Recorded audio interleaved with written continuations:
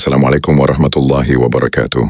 Saudaraku, tahukah kamu bahwa sejak awal sejarah manusia, Tuhan selalu menetapkan satu hukum agung, bahwa yang pertama dan terbaik adalah miliknya, sebuah hukum ilahi yang berulang dari zaman Habil hingga kepada Ibrahim, dan akhirnya ditegaskan dalam hukum Taurat. Semuanya bermuara pada satu prinsip, anak sulung adalah milik Tuhan. Mari kita mulai dari awal.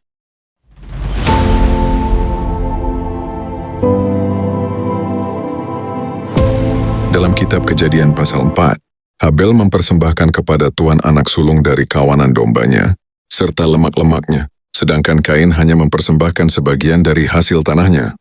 Dan Alkitab berkata, Tuhan berkenan kepada Habil dan persembahannya, tetapi tidak kepada Kain. Mengapa? Karena Habil memberikan yang pertama dan terbaik, tanda bahwa hidupnya tunduk sepenuhnya kepada Sang Pencipta. Sejak itu prinsip ilahi ini tercatat. Yang pertama adalah milik Allah. Lalu berabad-abad kemudian, Allah menguji Nabi Abraham atau Ibrahim. Dalam Kejadian 22, Allah berfirman, "Ambillah anakmu yang tunggal itu yang engkau kasihi." Anak itu adalah Ismail.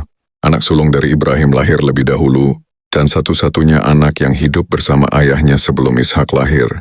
Perintah ini bukan tanpa makna. Allah sedang menguji, apakah Ibrahim benar-benar menyerahkan yang pertama dan paling berharga kepadanya. Namun di saat pisau hampir menyentuh leher anaknya, Allah menghentikannya dan mengganti Ismail dengan sembelihan besar. Sejak saat itu tersingkap satu rahasia besar. Allah tidak menghendaki darah manusia, melainkan ketaatan dan penyerahan total. Ratusan tahun kemudian hukum ini disahkan secara resmi dalam Taurat.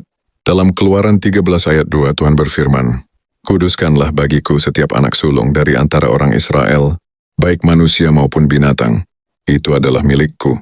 Dan dalam kitab Keluaran 34 ayat 19-20, ditegaskan, "Segala yang lahir pertama dari kandungan adalah milikku, tetapi anak sulung manusia haruslah kau tebus."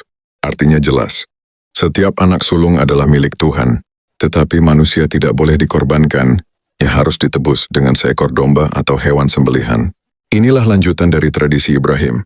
Anak manusia diganti dengan korban sembelihan sebagai simbol penebusan dan pengabdian. Dalam pandangan Taurat dan wahyu para nabi, anak sulung bukan sekadar urutan lahir. Ia adalah simbol kehormatan, tanggung jawab, dan penebusan. Itulah sebabnya bangsa Israel sendiri disebut anak sulung Allah dalam Keluaran 4 ayat 22. Dan setiap anak sulung yang ditebus menjadi pengingat bahwa Allah lah pemilik kehidupan, bukan manusia. Saudaraku, dari Habil sampai Ibrahim, dari Ibrahim sampai Musa, satu pesan besar tak pernah berubah. Yang pertama, yang terbaik, dan yang paling berharga adalah milik Allah. Namun Allah mengajarkan bahwa bukan darah manusia yang ia kehendaki, melainkan hati yang tunduk dan ketaatan yang tulus. Dan dari kisah Ismail yang digantikan dengan sembelihan besar, lahirlah satu warisan suci yang terus hidup hingga hari ini. Ibadah kurban dalam Islam, sebuah pengingat abadi bahwa seluruh hidup kita adalah milik Allah, dan hanya kepadanya kita menyerahkan yang terbaik, dan sekaligus sebagai bukti nyata, yaitu anak yang dikurbankan Abraham adalah Ismail, bukan Ishak.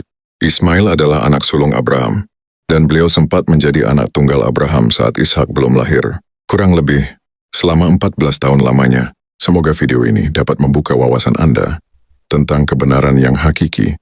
Wassalamualaikum warahmatullahi wabarakatuh.